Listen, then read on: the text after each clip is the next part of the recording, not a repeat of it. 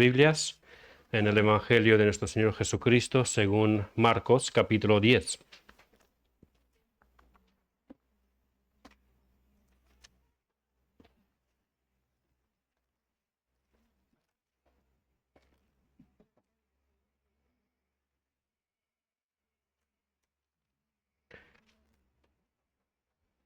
En el versículo 31.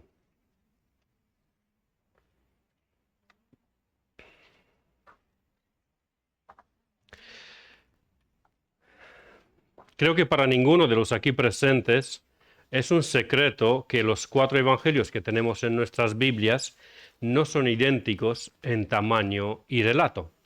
Por supuesto, no hay ninguna contradicción entre los 4 evangelistas, pero cada uno de ellos tuvieron su propósito, estilo y personalidad que no quedó anulado por la inspiración del Espíritu Santo. Por esto, encontraremos muchas veces el mismo relato en 2 o más evangelios. Gracias, pastor.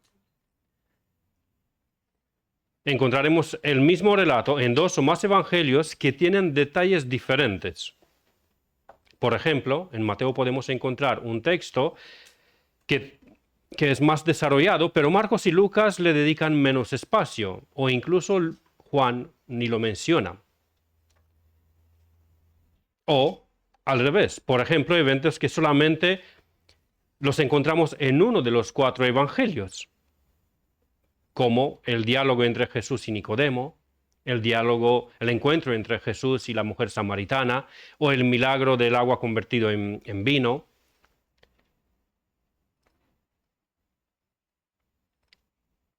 O incluso esta parábola que vamos a tratar hoy. Otra parábola, por ejemplo, la del hijo pródigo, solamente la encontramos en el Evangelio según Lucas. Como he dicho, uno de esos textos que aparece en solo uno de los 4 evangelios es mi texto de hoy. Está en el Evangelio según Mateo, pero no por eso me saldré de la exposición consecutiva según Marcos. El versículo, que es el título de mi predicación, fue el último de la exposición de nuestro pastor del domingo anterior. Perdón.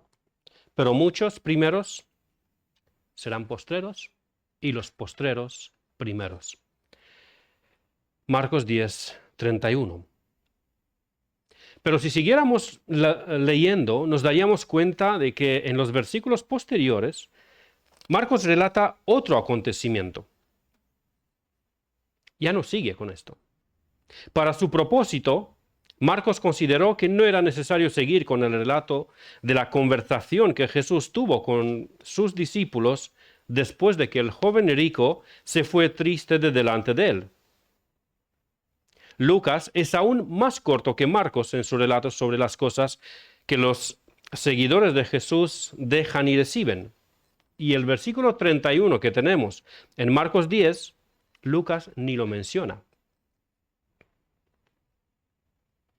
Pero parece que para el propósito o estilo del evangelista Mateo era necesario dar más detalles.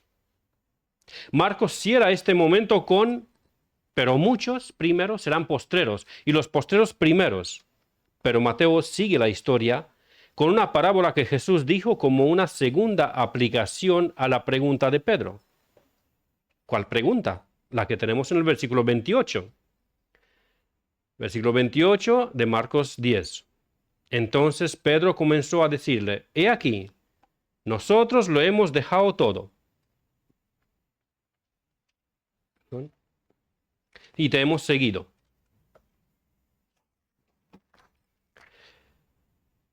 Muchos comentaristas y pastores están de acuerdo que muchas veces Pedro era muy inoportuno con sus preguntas. Miguel Núñez, por ejemplo, afirma que Pedro hablaba hasta que realmente tenía algo que decir. Parece que no habéis captado mucho el sarcasmo de Miguel Núñez. Pero la inoportunidad de Pedro estaba también en la providencia de Dios. Y a razón de su inoportunidad, Jesús nos dejó una preciosa parábola que encontramos en Mateo 20, de 1 al 16. Esta parábola es el texto de mi mensaje de hoy. Así que vamos a ir a Mateo, capítulo 20. Y para que nadie tenga dudas sobre la relación entre esta parábola y la historia del joven rico y el diálogo que hay después de ese encuentro, empezaremos la lectura desde el versículo 23 del capítulo anterior, es decir, capítulo 19. Leeremos desde Mateo 19, 23 en adelante.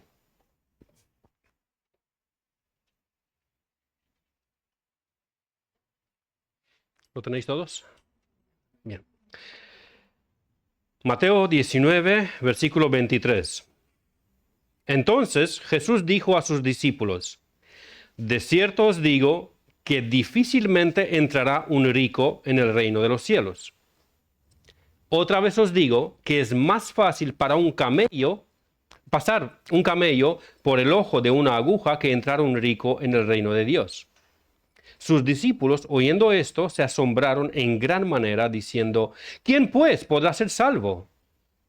Y mirándolos Jesús les dijo: para los hombres esto es imposible, mas para Dios todo es posible. Entonces, respondiendo Pedro, le dijo: he aquí, nosotros lo hemos dejado todo y te hemos seguido. ¿Qué pues tendremos? Y Jesús les dijo: de cierto os digo que en la regeneración, cuando el Hijo del Hombre se sienta en el trono de su gloria, vosotros que me habéis seguido también os sentaréis sobre 12 tronos, para juzgar a las 12 tribus de Israel. Y cualquiera que haya dejado casas o hermanos o hermanas o padre o madre o mujer o hijos o tierras por mi nombre, recibirá 100 veces más y heredará la vida eterna. Pero muchos primeros serán postreros y postreros primeros. Porque el reino de los cielos es semejante a un hombre, padre de familia, que salió por la mañana a contratar obreros para su viña. Y habiendo convenido con los obreros en 1 denario al día, los envió a su viña. Saliendo cerca de la hora tercera del día, vio a otros que estaban en la plaza desocupados, y les dijo: id también vosotros a mi viña, y os daré lo que sea justo. Y ellos fueron. Salió otra vez cerca de la hora sexta y novena, e hizo lo mismo.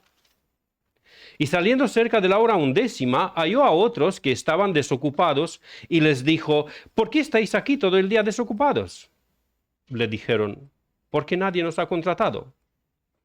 Él les dijo: id también vosotros a la viña, y recibiréis lo que sea justo.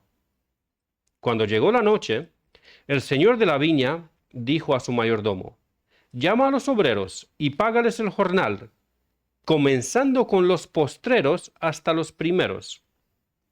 Y al venir los que habían ido cerca de la hora 11, recibieron cada uno 1 denario.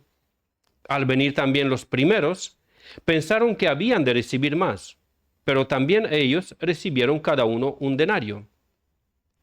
Y al recibirlo, murmuraban contra el padre de familia, diciendo: estos postreros han trabajado 1 sola hora, y los has hecho iguales a nosotros que hemos soportado la carga y el calor del día.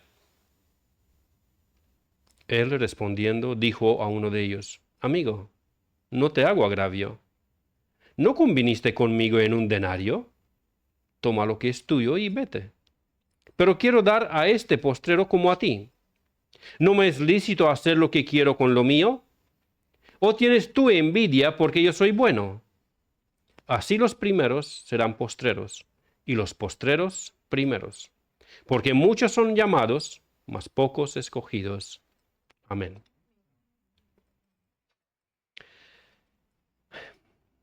Mi mensaje de hoy tiene 3 puntos: contexto, explicación y aplicación.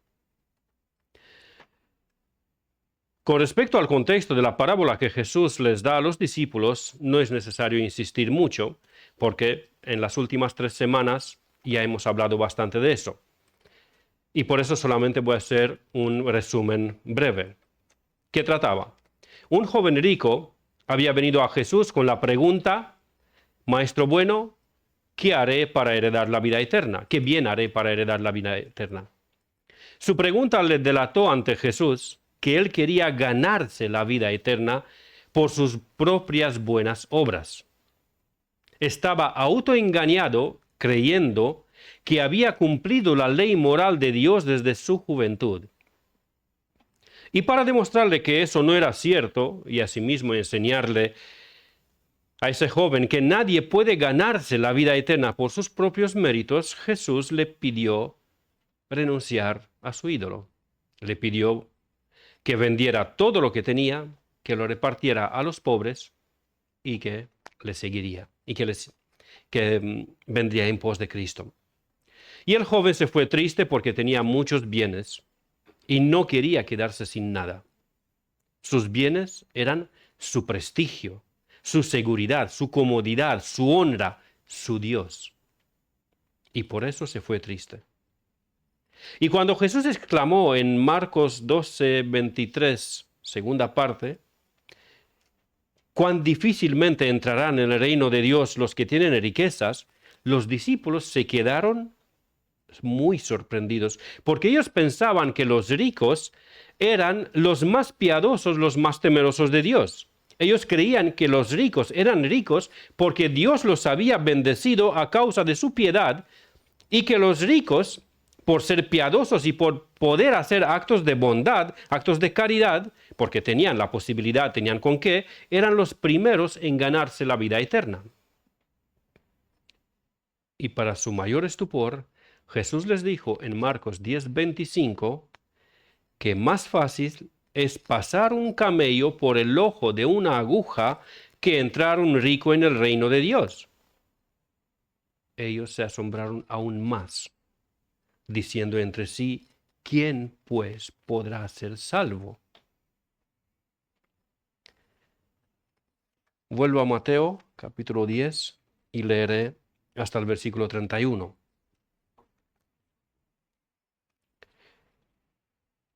Ellos se asombraron aún más, diciendo entre sí, ¿quién pues podrá ser salvo? Entonces Jesús, mirándolos, dijo, para los hombres es imposible, mas para Dios no, porque todas las cosas son posibles para Dios.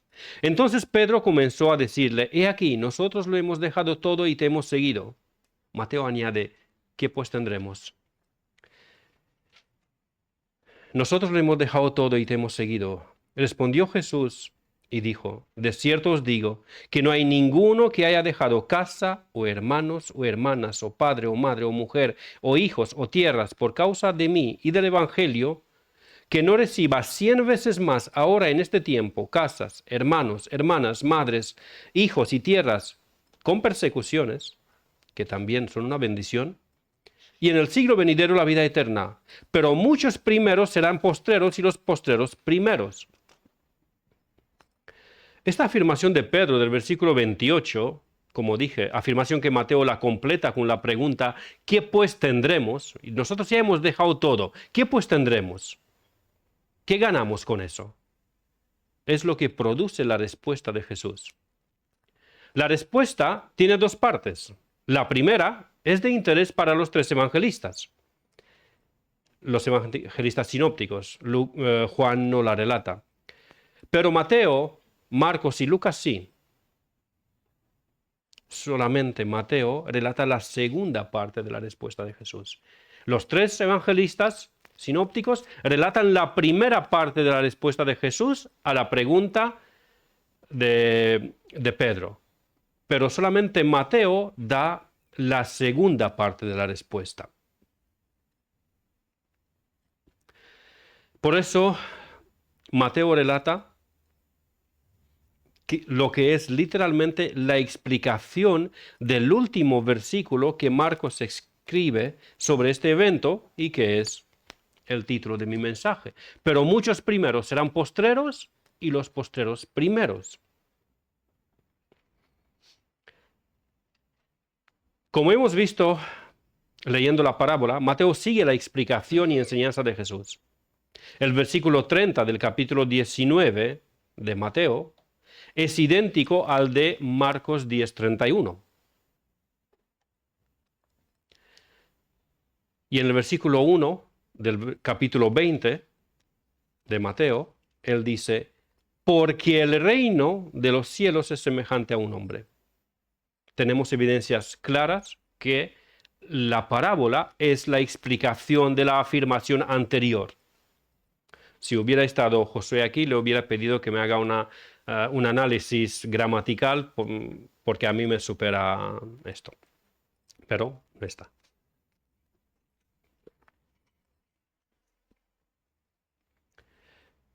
Con esto creo, como he dicho, que estamos bien ubicados en el contexto histórico inmediato y de paso estamos seguros que la parábola que viene a continuación es la segunda parte de la contestación de Jesús a la pregunta de Pedro, que en realidad no era solo la pregunta de Pedro, sino de todos los discípulos, como lo hemos visto en mensajes anteriores. Pedro hablaba en nombre de los demás.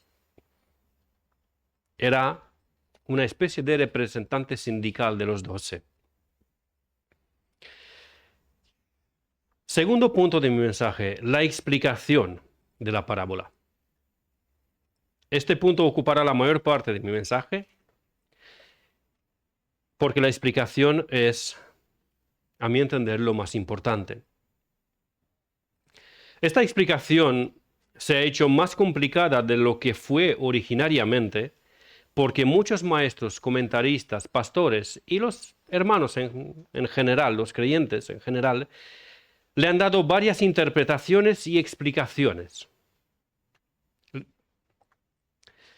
Cuando estuve leyendo en las meditaciones del teólogo y pastor Juan Carlos Rail, encontré una maravillosa cita de Juan Crisóstomo, uno de los teólogos más proeminentes de la historia de la Iglesia. En la Iglesia ortodoxa es más conocido por su apodo, San Juan Boca de Oro. No sé si os suena. Juan Crisóstomo dijo lo siguiente: hermanos, no es correcto que se investiguen con gran curiosidad y palabra por palabra todos los detalles de una parábola, sino que una vez aprendido el propósito para el que se pensó, se ha de recoger este como fruto y no preocuparse más de ningún otro aspecto. Cita literal del libro de Meditaciones sobre los Evangelios de Juan Carlos Rail. Me parece una afirmación extremadamente acertada y llena de la sabiduría de Dios. Porque tan a menudo los cristianos, buscando la quinta pata al gato, como se dice aquí, es decir, que queriendo indagar más allá de lo obvio, han visto en las Sagradas Escrituras y sobre todo en las parábolas o los textos proféticos y apocalípticos, cosas que Dios no ha tenido la intención que vean. Y muchas veces han llegado así a interpretaciones y explicaciones equivocadas. Hermanos, como norma general, las parábolas de nuestro Señor Jesucristo tienen una sola enseñanza principal que responde a una situación, pregunta, queja, etc. Y la mayoría de las veces, el contexto histórico inmediato nos ofrece la clave para interpretar la parábola. No necesitamos meditar en enseñanzas místicas escondidas detrás de algún detalle pequeño de la parábola, porque eso no ha sido el propósito del Maestro. Jesús, con la parábola que hemos leído, le ha contestado a Pedro la pregunta que le hizo. Para nosotros hoy día, así como para todos los cristianos de todas las épocas, esta parábola no puede significar otra cosa diferente de lo que ha significado para Pedro en aquel día y para los demás discípulos. Lo que nosotros tenemos que hacer es entender qué significó para ellos esta parábola en aquel momento, para que así entendamos qué significa para nosotros. He oído que en algunos estudios o predicaciones, algún predicador pregunta a la asistencia, ¿qué significa ese texto o este versículo para ti? Con mucha sabiduría y estilo sarcástico propio, R.C. Sproul contestaba, eso no existe. ¿Cómo que qué significa eso para ti? No, La Biblia significa lo que Dios quiso que signifique. Y no significa para ti una cosa y para ti otra y para ti otra. La Biblia tiene un mensaje claro y es el mismo para todos. La pregunta de qué significa este versículo o texto para ti es incorrecta, porque un texto o un versículo de la palabra de Dios no tiene un significado diferente para cada persona, sino que tiene un solo y único significado e interpretación correcta. Y esto es el significado de la intención que Dios ha tenido en el momento que ha inspirado al escritor de esta porción de la palabra. No puede ser diferente. Os voy a dar un ejemplo. Juan capítulo 15. El Señor y sus discípulos en el aposento alto. El Señor le dice a sus discípulos, después de darle la analogía de la vid verdadera, les dice, estas cosas os he hablado para que mi gozo esté en vosotros y vuestro gozo sea cumplido. Más de una vez, yo he oído sermones o estudios sobre este texto cuando el predicador trataba de exhortar a la audiencia con miedo de que aunque son creyentes auténticos, si no traen suficiente fruto para el Señor, serán cortados de la vid. ¿Cómo fue que el mensaje de la vid verdadera, el mensaje que Cristo lo dio para el gozo y seguridad de los discípulos, se ha convertido en un mensaje de miedo? No puede ser que Jesús les dijo a los discípulos, os digo esta enseñanza de la vid verdadera para que vuestro gozo sea cumplido, para que mi gozo esté en vosotros y vuestro gozo sea cumplido. Y luego resulta que tantos predicadores predican de este texto, cuidado que si no traes suficientes frutos, Dios te va a cortar de la vid. Os confieso que en mis primeros años como creyente, cuando llegaba con mi lectura a Mateo 15, me saltaba este pasaje, porque tanto miedo me daba de los mensajes que había escuchado con miedo. Un texto que Jesús lo dio para gozo, lo predican para traer miedo e inseguridad.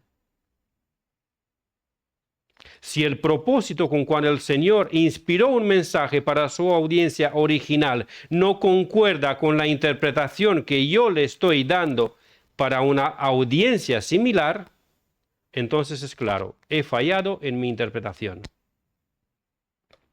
Mi interpretación está equivocada. Si el Señor lo dio para gozo y yo lo interpreto para miedo, para inseguridad, yo he fallado en mi interpretación. Así que una de las herramientas muy útiles y necesarias en la interpretación correcta de la palabra de Dios es que indaguemos sobre la intención y el significado que esta palabra tuvo para su audiencia original. Y una vez que hemos entendido esto, podemos entender la parábola y aplicarla con claridad y seguridad en nuestras vidas para la gloria del Señor. Si no entendemos qué propósito ha tenido Jesús con esta parábola, o si lo entendemos de mala forma, si lo entendemos equivocadamente, lo aplicaremos equivocadamente a nuestras vidas.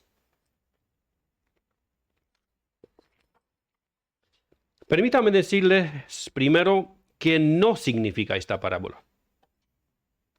La parábola de los obreros de la viña. Un hombre salió, contrató obreros, fueron a su viña, trabajaron y luego les pagó a todos por igual. La parábola de los obreros de la viña no es un curso de emprendedores. Si tú pones un negocio y pagas a tus empleados de la manera que el hombre de nuestra parábola, muy pronto llegarás a la quiebra. Por ende, la parábola no es un curso de emprendedores.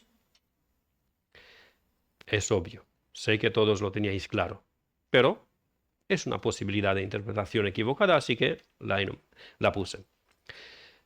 Segundo, este pasaje bíblico no enseña un comunismo extremo, es decir, que indiferentemente cuánto te esfuerces, recibirás el mismo pago que los demás.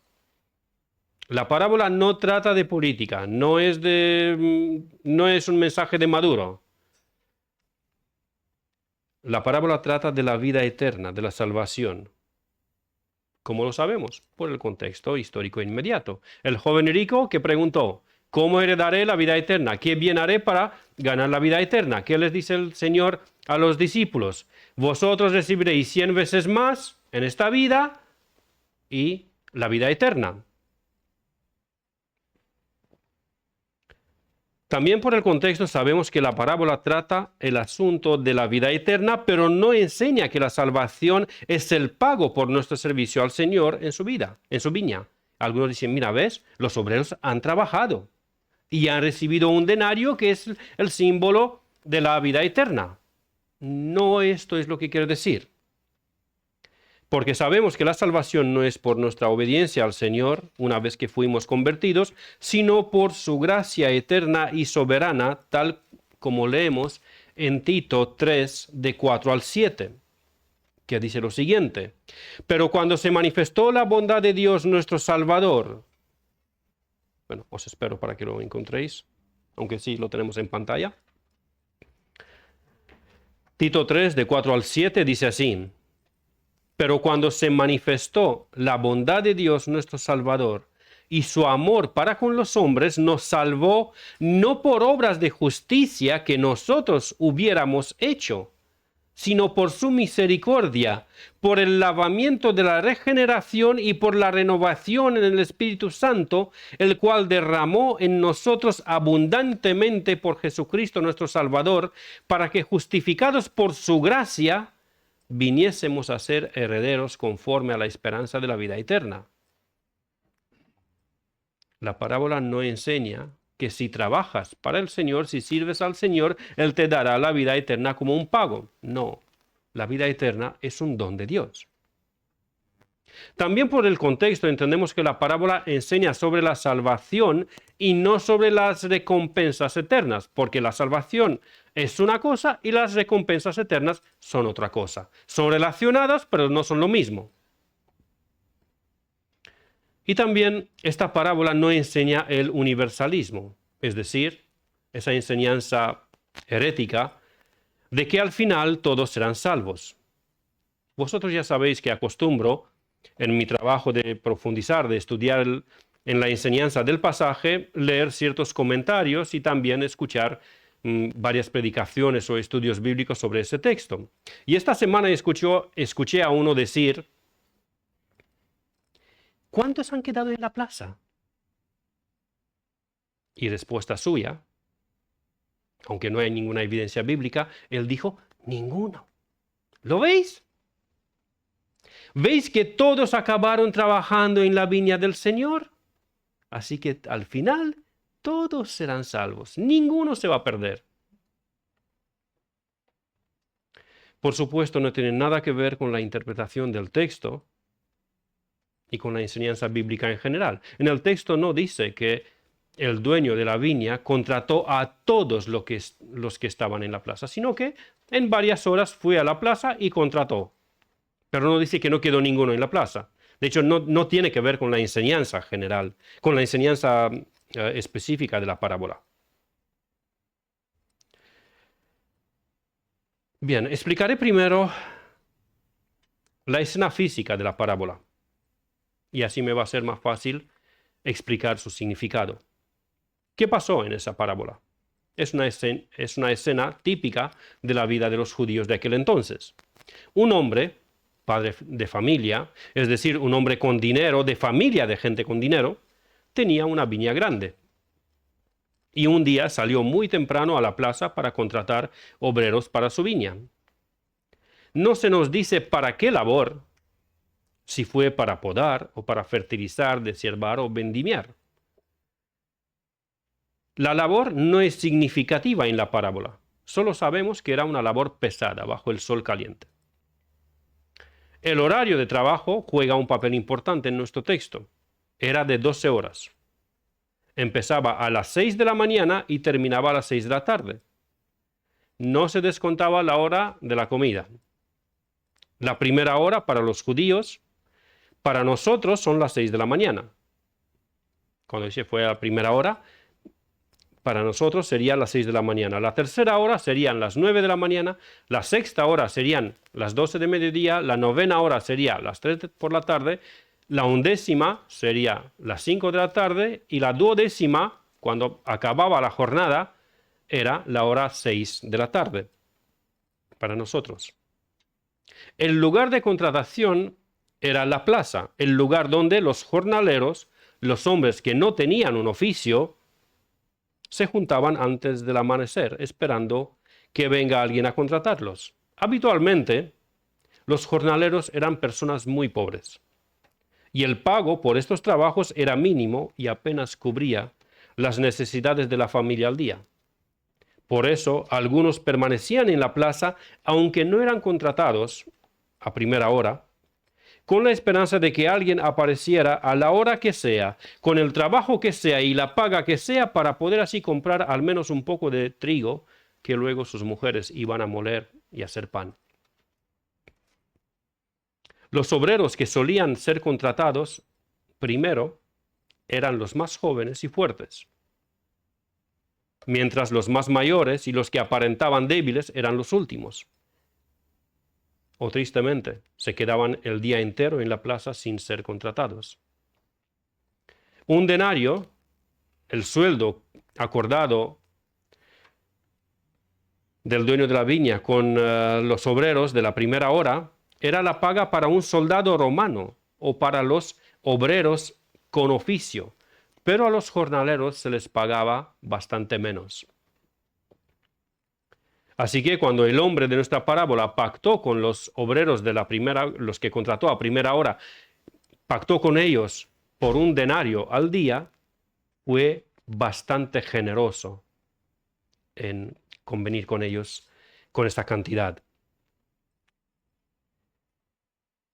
No era una fortuna, pero era más de lo que se le pagaba a un jornalero.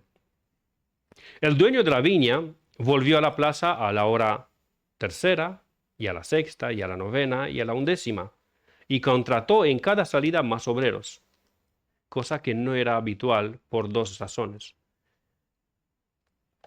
Los dueños de viñas, incluso tan grandes, no iban ellos personalmente a la plaza, sino que mandaban a un siervo de confianza.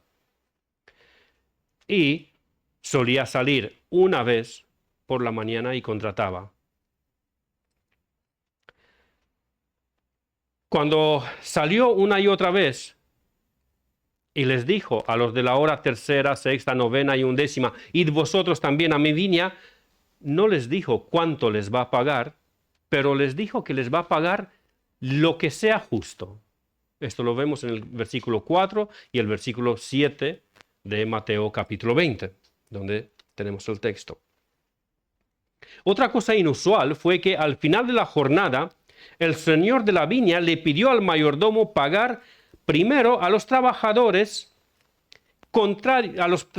de la undécima hora. Eso era contrario a lo que se acostumbraba. ¿Cómo se acostumbraba? Pagar primero a los primeros y posteriormente a los postreros.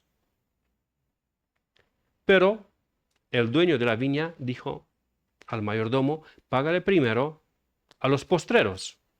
Y así entendemos bastante claro la relación con el dicho de antes de la parábola. Los postreros serán primeros y los primeros serán postreros. Ahora, si yo fuera el mayordomo, le hubiera dicho al señor de la viña que se equivoca, que sería mejor pagar primero a los primeros, para que agarren su sueldo y que se vayan contentos por cobrar un buen sueldo. Señor, es que si pagamos primero a los postreros, estos de alegría van a estar tan eufóricos que los primeros se van a dar cuenta cuánto les has pagado y se va a armar un jaleo aquí tremendo. ¿Por qué no te lo ahorras en salud? Paga primero a los primeros y luego a los postreros. Bueno, menos mal que el señor de la viña no necesita mi consejo, sino que procedió como él quiso. Y pagándoles en este orden, se reveló la envidia que los primeros tenían en sus corazones. Los postreros recibieron un denario, un sueldo excesivamente generoso, un sueldo no en acorde con el trabajo prestado, sino con la necesidad de los trabajadores. Y así, como diríamos aquí, la lió el señor de la viña. Ya se montó el jaleo, lo que yo intentaría ahorrarle. Los primeros, cuando vieron que los postreros recibieron un denario, pensaron que a ellos les pagaría más. Y cuando se les hizo el pago, murmuraban, ¿qué hacían? Estos postreros murmuraban contra el señor de la viña y su queja verbalizada fue: estos postreros han trabajado una sola hora y los has hecho iguales a nosotros que hemos soportado la carga y el calor del día. Curiosamente, no le reclamaron al señor de la viña con respecto a los de la hora tercera o los de la hora sexta o los de la hora novena, sino que les reclamó como con astucia, agarrando la comparación más desfavorable. Señor, estos han trabajado una hora y les has pagado un denario. Nosotros hemos trabajado 12 horas. Si fueras justo, nos pagarías 12 denarios. Porque a estos les has pagado un denario por una hora de trabajo. No eres justo. Esto no es justo. ¿Cómo que nos pagas solo un denario? Nosotros hemos soportado la carga y el calor del día.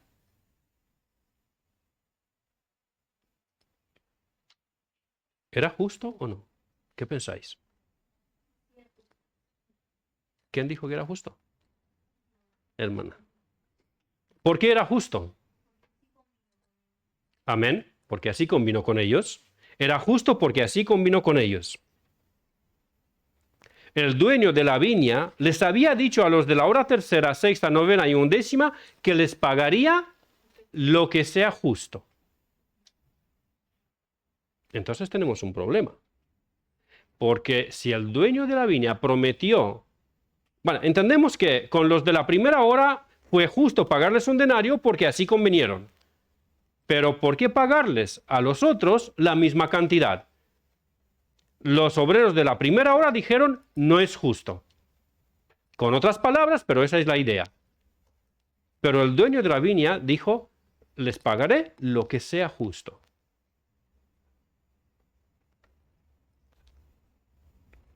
El señor de la viña les explicó que era justo. Con respecto a los primeros, porque era lo que habían acordado. A los primeros les pagó un sueldo generoso, y con los postreros era también justo porque les pagó extremadamente generoso, pero no le pagó a nadie injustamente. ¿Dónde está la injusticia? ¿Os acordáis que os he dicho que la paga de un denario no era para los jornaleros? Los jornaleros cobraban menos. Pero el dueño de la viña le dijo a los primeros que les daría un denario, lo que cobraría un soldado o un trabajador de oficio, un profesional. Ellos cobraron un generoso sueldo. No era una fortuna, pero fue un sueldo generoso. A los postreros, los de la hora tercera, sexta, novena y undécima, el Señor fue extremadamente generoso. Pero con nadie fue injusto, sino con todos fue generoso. En una escala diferente, pero con todos fue generoso. Con nadie fue injusto. El dueño de la viña le respondió. Él respondiendo dijo a uno de ellos: amigo, no te hago agravio. ¿No conviniste conmigo en un denario? Toma lo que es tuyo y vete. Pero quiero dar a este postrero como a ti. ¿No me es lícito hacer lo que quiero con lo mío? ¿O tienes tú envidia porque yo soy bueno?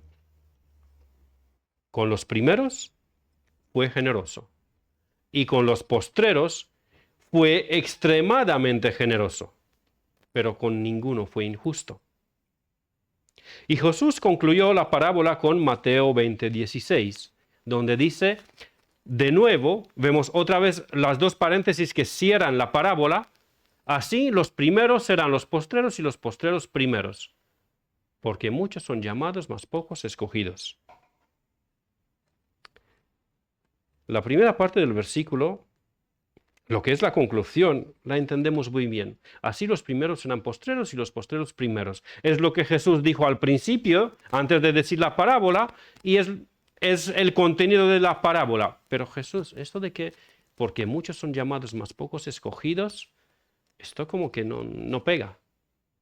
¿Qué tiene que ver esto con la parábola que acabas de decir? Bueno, esa explicación la daré un poquito más tarde.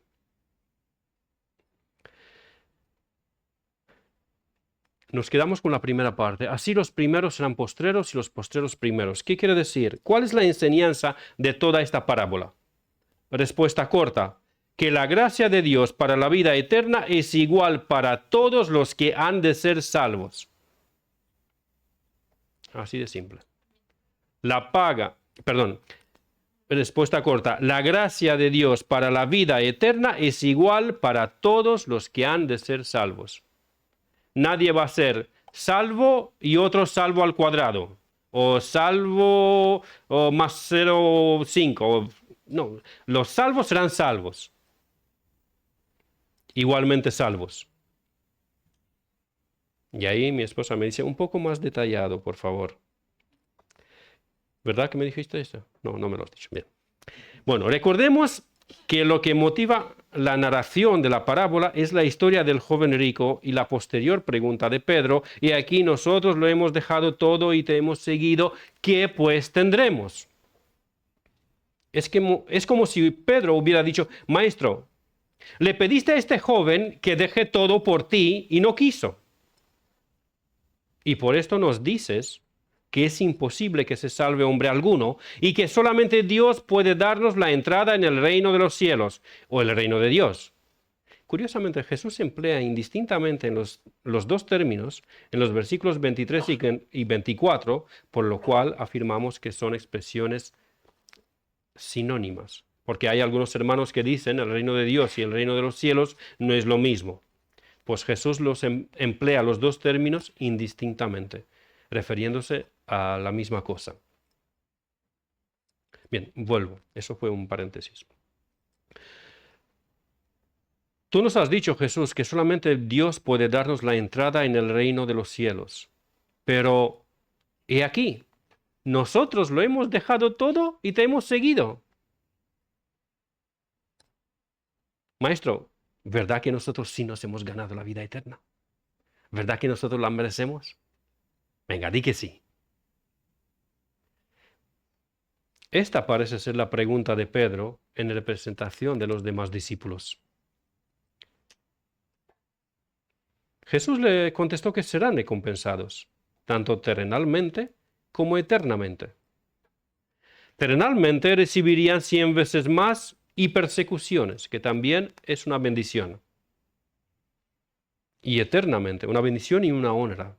Ser perseguido por Cristo es una bendición y una honra. Y eternamente recibirían la vida eterna. Pero la vida eterna no es un pago porque ellos habían dejado todo, sino que la vida eterna es la dádiva de Dios, es el don celestial, es la gracia soberana de Dios. Más tarde Jesús les había de recordar que no ellos le escogieron a Él, sino que Él les había escogido a ellos. Sí, era cierto que ellos dejaron todo y le siguieron. Pero esto fue debido a que Él los llamó, Él los escogió, Él trató con ellos, Él los sostuvo y los fortaleció. Y cuando todos lo abandonaron y le negaron, Él fue a buscarlos y a restaurarlos.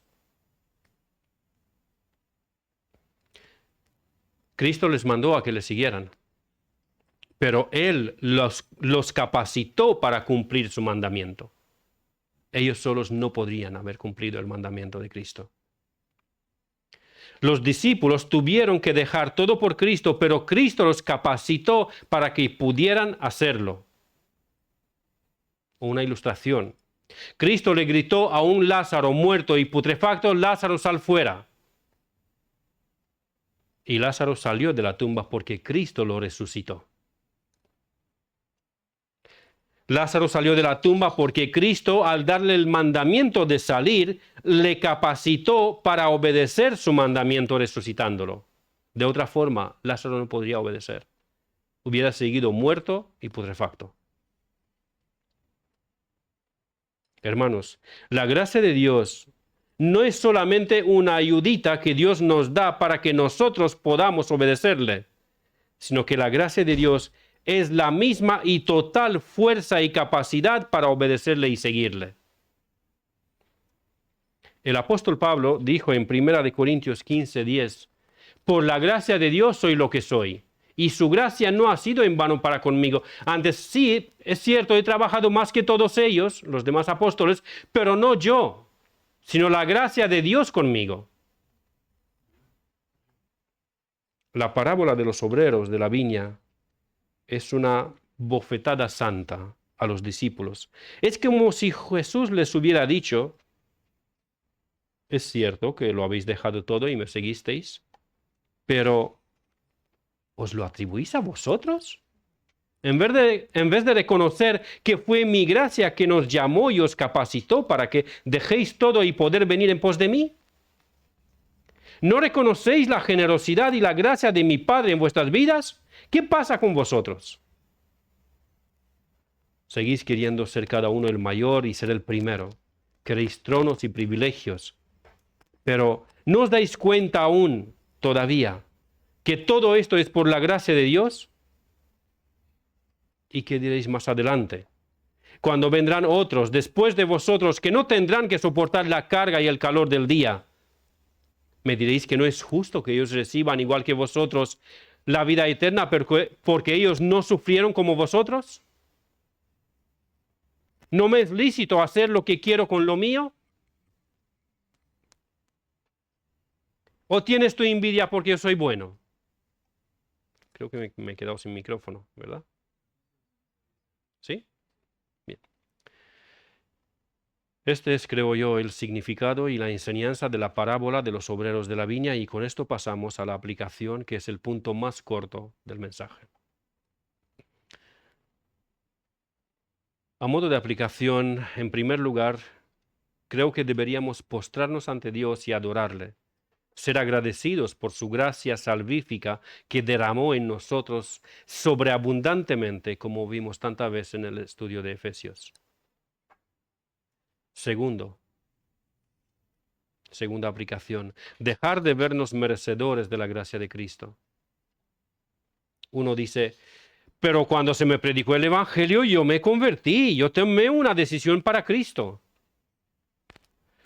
Hermano, ¿quieres entender de una vez por todas que el arrepentimiento, que en el griego bíblico es metanoia, que significa un cambio de mentalidad, cambio de la forma de pensar, es un don de Dios? Hermano, tú y yo, antes de ser convertidos, teníamos el entendimiento entenebrecido. Eso dice la Biblia. ¿Cómo podríamos nosotros, teniendo el entendimiento entenebrecido, cambiar de mente y tomar una decisión para Cristo y escoger a Cristo? La palabra de Dios nos alumbró y nos mostró el pecado en toda su asquerosidad. Ese pecado que antes era nuestro deleite. Reconozcámoslo. Nosotros nos deleitábamos en ese pecado. Y en un momento, cuando la palabra de Dios nos alumbró, empezamos a odiarlo y amar a Dios. ¿Por qué? Porque Dios cambió nuestra mente. Fue un don de Dios. ¿Qué es esto sino arrepentimiento? Cambio de mentalidad. Él cambió en nuestra mente para ver el pecado en toda su monstruosidad y lo produjo Dios por su palabra. Y nos mandó que nos arrepentamos de nuestro pecado, que también significa alejarnos del pecado y volver a Dios. Arrepentirnos, según la RAE, es sentir pesar, remordimiento, contrición, abatimiento, pena, dolor, agobio, aflicción, pesadumbre. ¿Y cuándo ocurrió esto en nuestras vidas? Cuando Dios cambió nuestra mente, cuando Dios nos dio el don del arrepentimiento. Lo mismo ocurre con la fe. Creímos y descansamos en el sacrificio de Cristo en la cruz del Calvario porque Dios nos dio el don de la fe. Todo es por su gracia. Tercera aplicación. Aprendamos del Señor de la viña de nuestra parábola, que una y otra vez volvió a la plaza para contratar obreros para su viña. Algunos podrían pensar que no hizo bien el cálculo de cuántos obreros necesitaba y por eso volvía una y otra vez, pero de ninguna manera se trata de esto. Es una interpretación muy absurda. Todo da a entender que ese hombre era un hombre muy sabio. El señor de la viña no necesita nada. El señor de la viña es autosuficiente. Él nos creó y nos sostiene. ¿Cómo va a necesitar Dios algo de mí y de ti? Otro predicador de los que escuché a lo largo de la semana vio en esto, en el hecho de que el dueño de la viña iba una y otra vez a la plaza, vio que Dios está preocupado que se le iban a estropear las uvas. Es decir, los que están perdidos se van a perder. Por eso volvía una y otra vez a la viña para que no pierdan las uvas. Pobre predicador. No conoce que Jehová nuestro Dios es soberano y controla cada átomo del universo con su providencia. Cada átomo, no solamente los obreros de la viña. Recuerdo también Ernst Sproul decía que la providencia de Dios llega a tal punto que cada burbuja de tu vaso de Coca-Cola Él la controla. Cada burbuja de aire que sale de tu vaso de Coca-Cola, no, yo tengo agua, no tengo Coca-Cola, que hasta ahí llega la providencia de Dios. El Señor Jesucristo nos dijo que ningún ningún cabello de nuestra cabeza cae sin nuestro Padre. Es algo similar.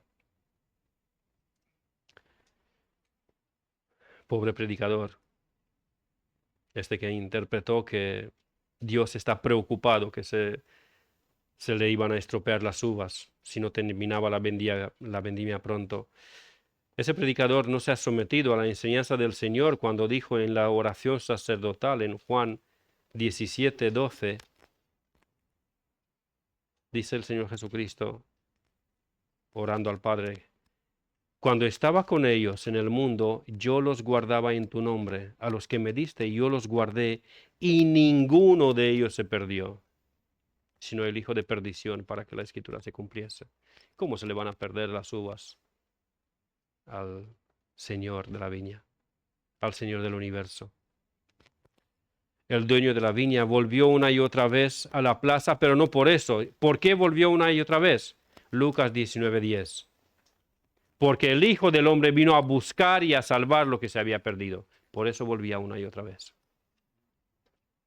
En Juan 10:14 al 16 dice también el Señor Jesucristo: yo soy el buen pastor y conozco mis ovejas y las mías me conocen. Así como el Padre me conoce y yo conozco al Padre y pongo mi vida por las ovejas. También tengo otras ovejas que no son de este redil. Aquellas también debo traer y oirán mi voz y habrá un rebaño y un pastor. En las palabras de Cristo no cabe la posibilidad de fracaso. No cabe la posibilidad de perder alguna uva, alguna oveja o el símbolo que sea. Pero volvía una y otra vez a la plaza para buscar y salvar a lo que se había perdido. No porque necesitaba obreros, no porque se equivocó en cuántos necesitaba, sino que volvía una y otra vez para salvarlos de su miserable situación. Y tú y yo tenemos que aprender de eso. Aunque sí, claro, nosotros no podemos salvar a nadie de su pecado, pero Dios nos ha encomendado la palabra de salvación para que la prediquemos a toda criatura, a tiempo y fuera de tiempo, hasta el fin del mundo, hasta los fines de la tierra.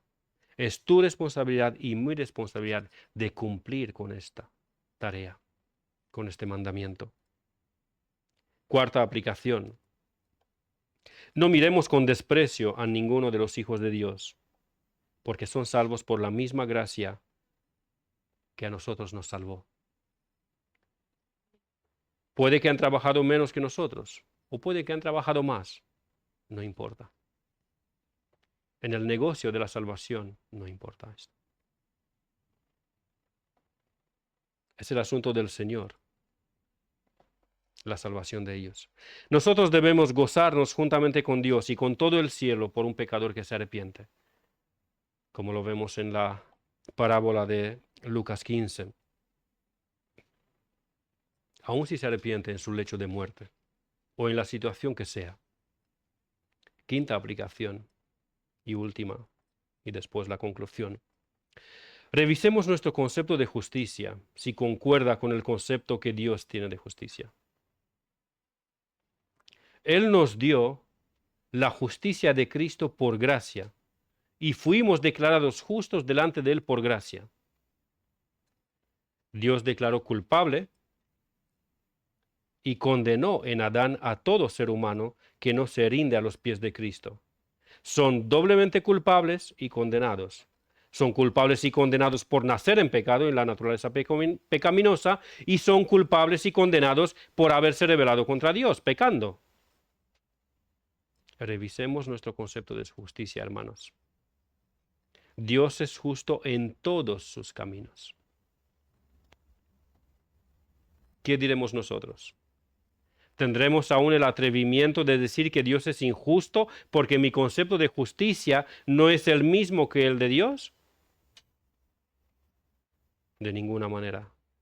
Más bien nos sería reconocer que no tenemos ningún derecho y mérito delante de Él. Más bien nos sería reconocer que somos salvos solamente porque Él nos declaró justos por su gracia. ¿Qué diremos nosotros si el mismo apóstol Pablo se consideraba un abortivo y el primero de los pecadores? ¿Qué de mí y de ti? ¿Dónde quedamos tú y yo? En conclusión de este mensaje, quiero concluir con el punto que dije que lo dejaría para el final. Esa segunda parte de nuestro último versículo, que parece ser la explicación de la conclusión, pero que como que no pega. Volvamos a leerlo.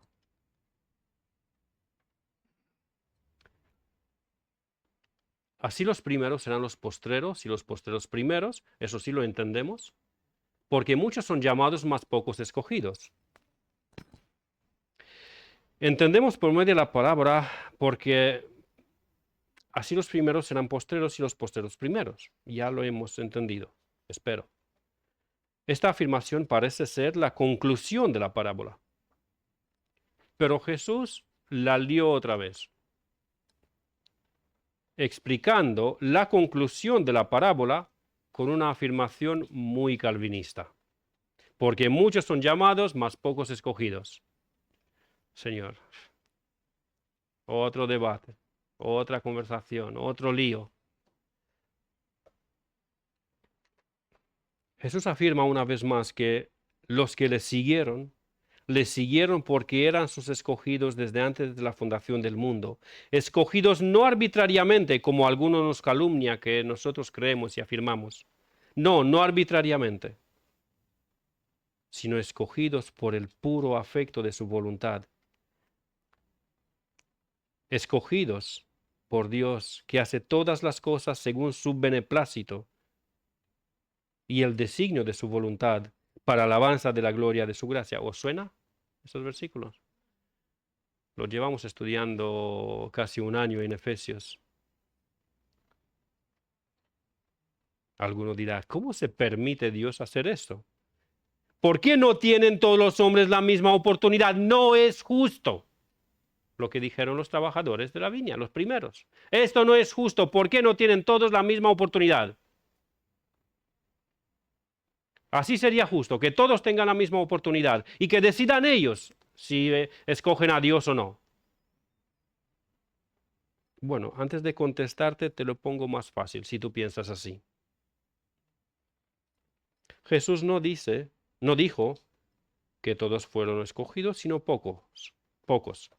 Pero tampoco dijo, y ahí es donde te lo pongo más fácil, pero tampoco dijo, sarcasmo incluido, pero tampoco dijo que todos fueron llamados, que es lo que muchos de nuestros hermanos creen y enseñan. Jesús dijo que muchos son llamados, no todos. Muchos son llamados. ¿Quiénes son muchos? Muchos son los que oyen el Evangelio, pero no todos, porque no todos han oído el Evangelio.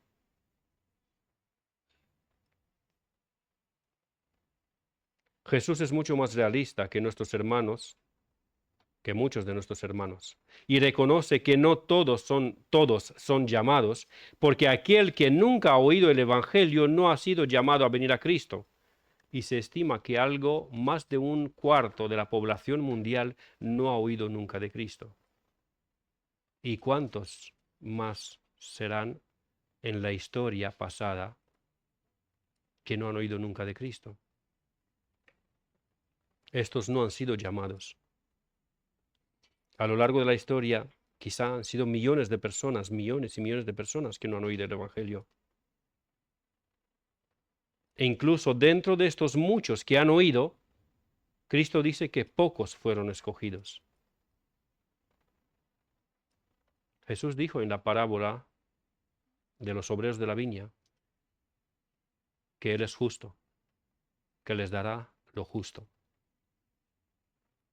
¿Eres tú uno de los que acusarán a Dios de injusticia porque no ha dado las mismas oportunidades a todo el mundo?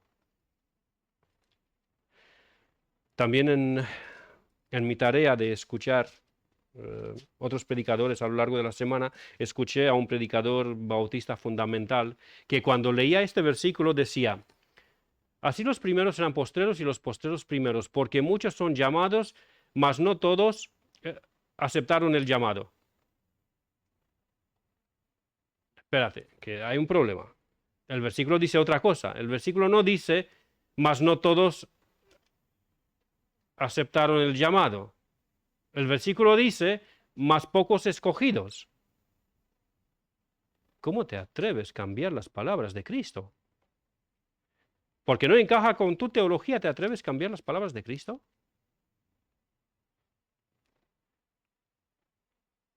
¿Eres tú uno de los que acusarán a Dios de injusticia? Romanos 9, 14, 10 dice, ¿qué pues diremos? ¿Que hay injusticia en Dios? En ninguna manera.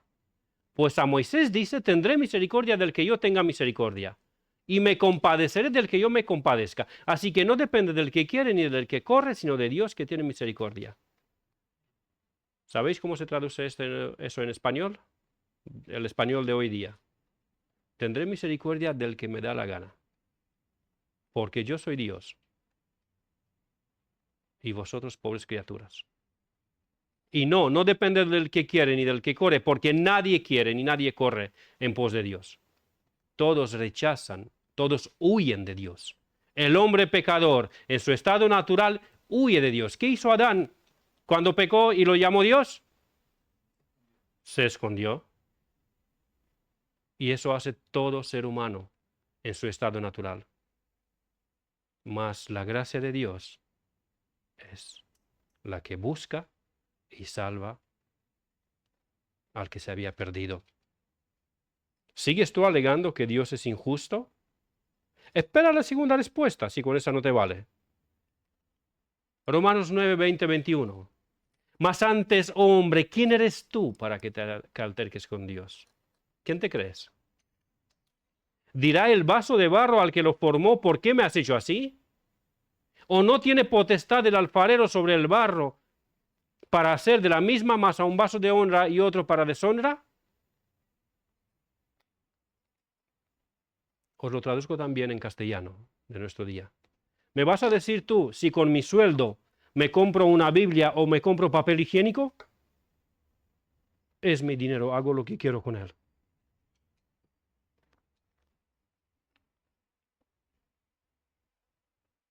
¿Sabes tú que eres pecador?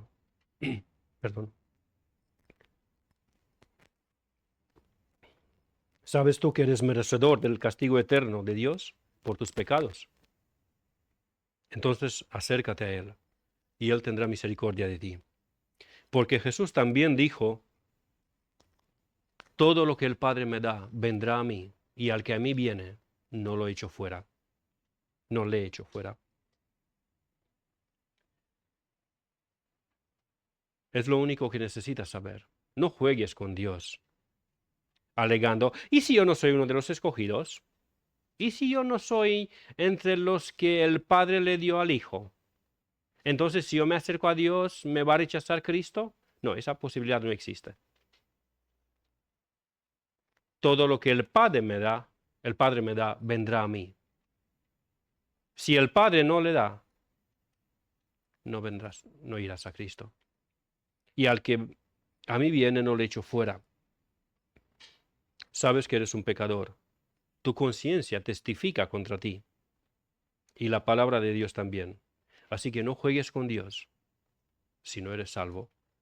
No juegues con Dios y arrepiéntete de tus pecados y póstrate a los pies de Cristo en adoración y fe. Y Él te recibirá, así como lo promete en su palabra. A Él sea la gloria. Amén.